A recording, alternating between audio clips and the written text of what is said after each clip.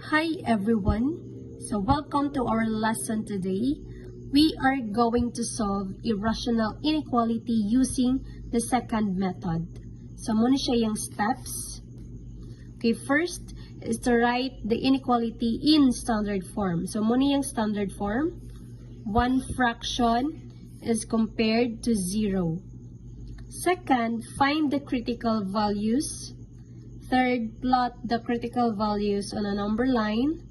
Then fourth is to do the sign analysis. And last is to choose the interval that will make the inequality true. We have here our first example.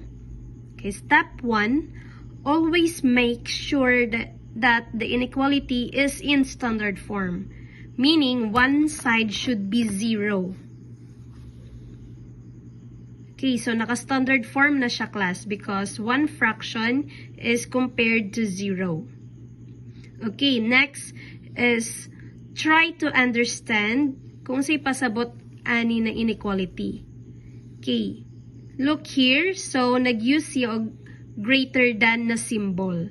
So, this means we are looking for all values of x that will make the fraction greater than 0.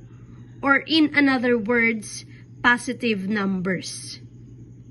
Okay, next is to solve or to find the critical values. Okay, next is finding the critical values. I-equate lang si numerator and denominator. So, we have x minus 2 equals 0, x plus 1 equals 0. So, our critical values is x equals 2 and x is equals to negative 1. Okay, next Diane class is to plot the critical values sa number line. Okay, so we have here negative 1 and positive 2. So naatay 3 ka-intervals. So first interval is from negative infinity to negative 1. The second interval is from negative 1 to positive 2, and the third interval is from positive 2 to positive infinity. Okay, so we use an open circle, not shaded, if the value is not included in the solution. Then we use a closed circle, meaning shaded, if the value is included in the solution. So negative 1 minus 2, negative 1 plus 1. Okay, so we have here negative 3, 0. So, undefined or error. So, if i-replace na to si negative 1, ang answer kay undefined. So, meaning, dili siya included sa solution. So, open circle.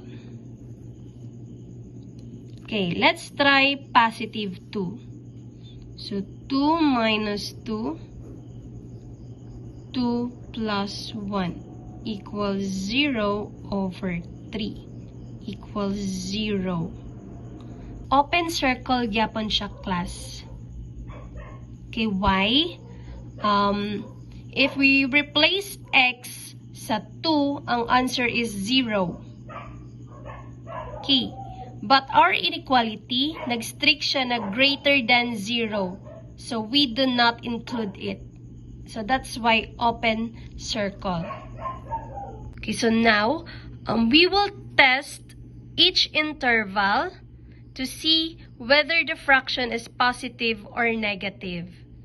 Okay, so, saan man pag-test kada interval, we will just pick one number.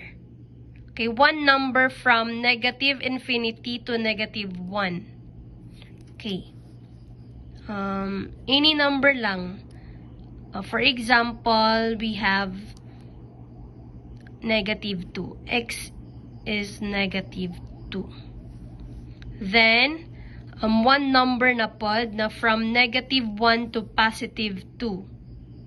Okay, let's say we choose 0. Then, one number na sad sa from positive 2 to positive infinity. Okay, so let's say x is positive 10. Okay, so after picking one number kada interval, i-substitute din nato sila sa fraction.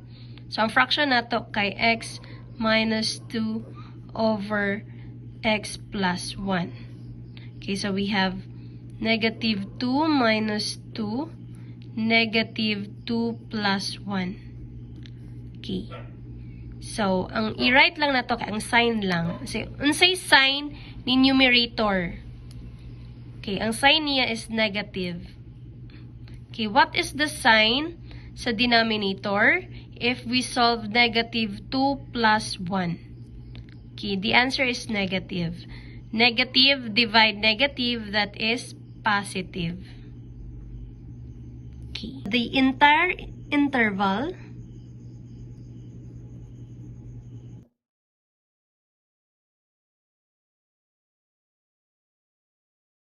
gives us positive values.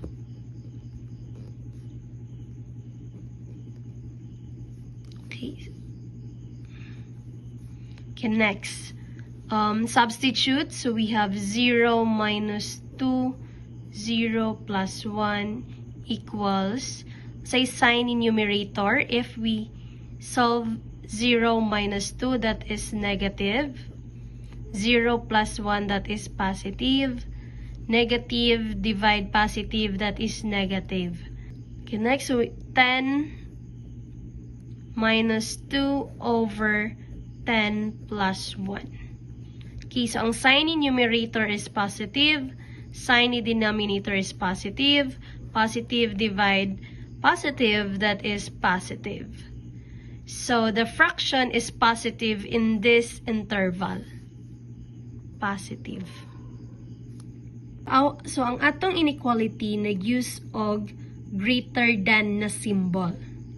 So, we are looking for positive values.